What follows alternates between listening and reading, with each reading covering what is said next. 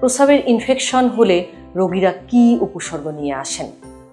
Commonly যেটি নিয়ে আসেন সেটি হলো প্রস্রাবের জ্বালা পোড়া, সেই সাথে ঘন ঘন প্রস্রাব থাকতে পারে, দুর্গন্ধযুক্ত বা ঘোলাটে প্রস্রাব, প্রস্রাবের চাপ আসলে ধরে রাখতে না পারা বা এরকম অনুভূত হওয়া, প্রস্রাব করবার সময় প্রস্রাবের রাস্তায় ব্যথা বা তলপেটে ব্যথা, অনেক সময় প্রস্রাব করার শেষে ব্যথা অনুভূত হয়। কোনো কোনো রোগী বলেন যে এই ইনফেকশন যদি কিডনি পর্যন্ত যায় সেক্ষেত্রে পিঠের পেছন দিকে বা কোমরে ব্যথা নিয়েও আসতে পারেন। এছাড়া গা কেঁপে কেঁপে জ্বর আসা এবং অনেক সময় বমি বমি ভাব লাগা, বিশেষ করে বাচ্চাদের ক্ষেত্রে বেশি হয়, খাবারে অরুচি হয়। কোনো কোনো ক্ষেত্রে প্রস্রাবের সঙ্গে তো রক্ত যায়ই, সেটি অলরেডি আমি বলেই ফেলেছি শুরুতে যে এত তীব্র হয়।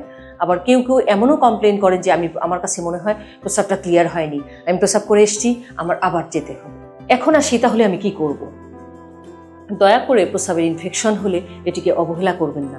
আপনি একজন চিকিৎসকের শরণাপন্ন হন। প্রিফারেবলি আপনি একজন ইউরোলজিস্টের কাছে যাবেন।